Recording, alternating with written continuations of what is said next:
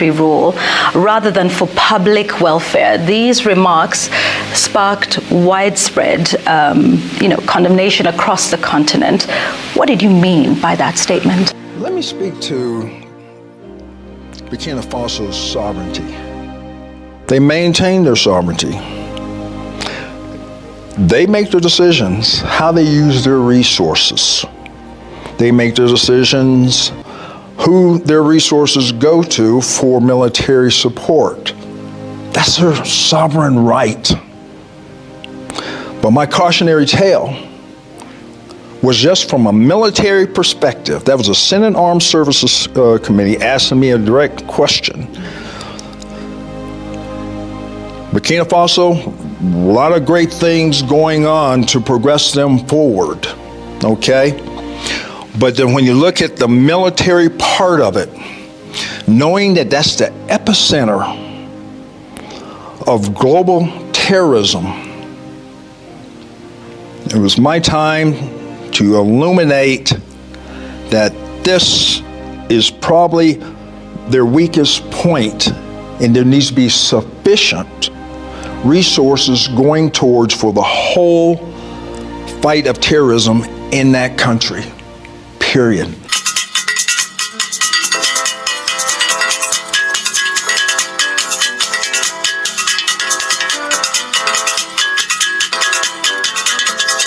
I see him hold a dagger before me, but I do not know if that is the mind of the man or the mind of the man's mind. In a stern statement that has shocked diplomatic circles, sparked massive protests in Africa, diaspora, and generated social media banter by the maker of the statement. That is General Michael Langley, the commander of U.S. African Command. During a U.S. Senate Armed Services Committee hearing on April 3, 2025, Langley accused Burkina Faso's President, Captain Ibrahim Traoré, of misusing the country's substantial gold reserves to protect the military regime rather than benefiting the nation's 23 million citizens. Now, to what Michael Langley said first, that generated global uproar.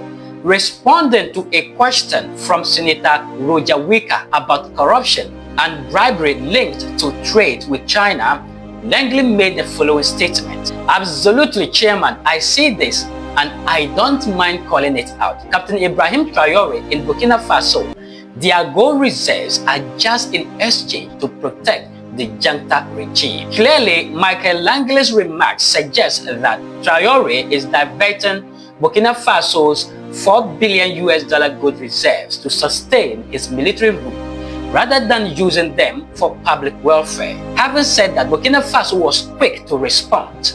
The Burkinabe government issued a swift and strong rebuttal to Langley's comments. On April 16, 2025, the Ministry of Foreign Affairs, Regional Cooperation, and Burkinabe Abroad released a statement condemning the remarks as unjustified and politically biased. The government highlighted its commitment to combating corruption and advancing natural interests, citing improvement in agriculture, education, healthcare, and security under Traoré's leadership. It also emphasized the progress made by the defense and security forces and volunteers for the defense of the homeland in reclaiming territory from terrorist groups. The statement called for mutual respect and constructive dialogue, urging the U.S. to engage through diplomatic channels rather than making public accusations. It reaffirmed Burkina Faso's sovereignty and its commitment to the Confederation of Sahel states, underscoring a cooperative approach based on equality. Undoubtedly, the remarks sparked widespread outrage, particularly on social media platforms such as TikTok, X, Facebook, and Instagram, where users have criticized the U.S. for perceived interference in African affairs. Now, moving on to the latest development that has sparked another conversation. Having people, especially Africans, waiting to hear General Michael Langley issue a retraction and apology letter, that did not happen as he came back to defend the statement. Recently, his visit to Kenya on May 27, 2025, Commander General Michael Langley defended his criticism of Burkina Faso military leader, Captain Ibrahim Traoré. General Langley, in an interview in Kenya television, said critics took his statement out of its intended military context. He explained that his comments were meant to highlight the urgency of addressing the escalating terrorist threat within Burkina Faso's borders. About that statement, it was a military-to-military statement grounded in the direct correlation to the terrorist situation in the epicenter of a number of terrorist organizations within Burkina Faso, Langley told Capital News. The statement was to illuminate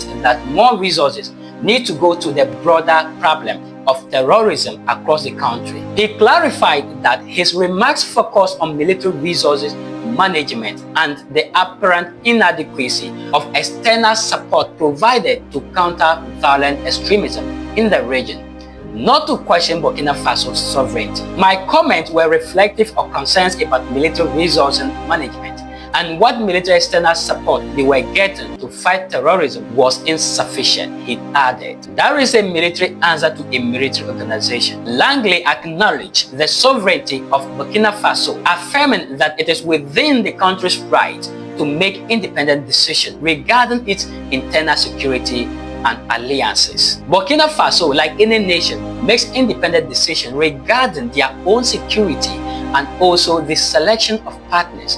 That is their freedom and right, he said. Now listen to him. Rule rather than for public welfare. These remarks sparked widespread condemnation across the continent.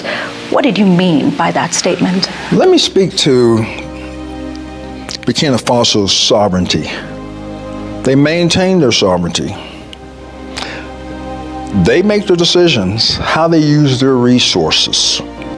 They make their decisions who their resources go to for military support.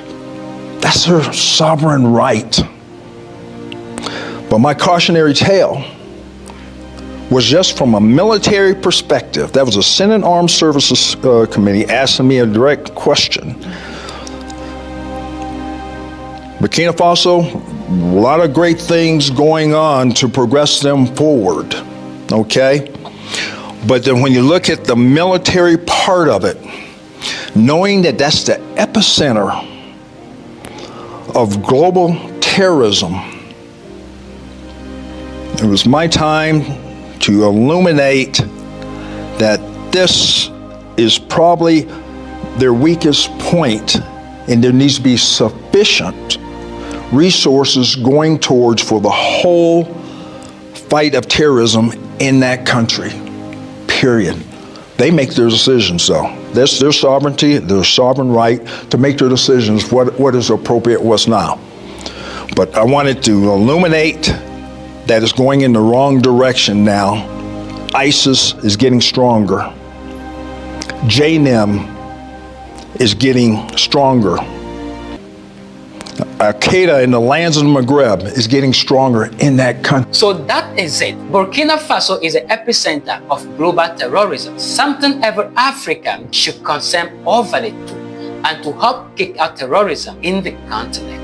Do you think Commander Langley's criticism and explanation is fair, or just sad grapes from a West that lost control in Burkina Faso? And can Ibrahim Traoré really defeat terrorism on a shoestring budget? Let us know in the comment section. Subscribe and turn on the notification for more eye-opening Africa-centered updates. Well, the dew of the day has crept upon our thoughts, and nature must obey its necessity.